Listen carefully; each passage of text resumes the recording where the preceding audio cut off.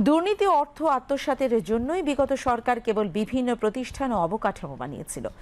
তবে সেসব প্রতিষ্ঠানে প্রয়োজনীয় সরঞ্জাম নেই এমন মন্তব্য করেছেন শিক্ষা উপদেষ্টা অধ্যাপক ডক্টর CR আবরার। আজ রাজধানীর আন্তর্জাতিক মাতৃভাষা ইনস্টিটিউটে কারিগরি ও মাদ্রাসা শিক্ষা বিভাগের উদ্যোগে আয়োজিত কারিগরি শিক্ষার মানোন্নয়ন, বৈশ্বিক প্রেক্ষাপটের সম্ভাবনা ও করণীয় শীর্ষক এক সেমিনারে তিনি এই মন্তব্য করেন। কারিগরি ও মাদ্রাসা শিক্ষা বিভাগের সচিব ডক্টর কবিরুল ইসলামের সভাপতিত্বে অন্যান্যদের মধ্যে মাধ্যমিক ও উচ্চ শিক্ষা বিভাগের সিনিয়র সচিব সিদ্দিক জোবায়ের ও জাতীয় দক্ষতা উন্নয়ন কর্তৃপক্ষের নির্বাহী চেয়ারম্যান মিজ নাসরিন আফরোজ অনুষ্ঠানে বক্তব্য রাখেন। শিক্ষা উপদেষ্টা বলেন, কারিগরি শিক্ষার্থীরা হচ্ছে নতুন বাংলাদেশ গড়ে তোলার সামনের সারির কারিগর।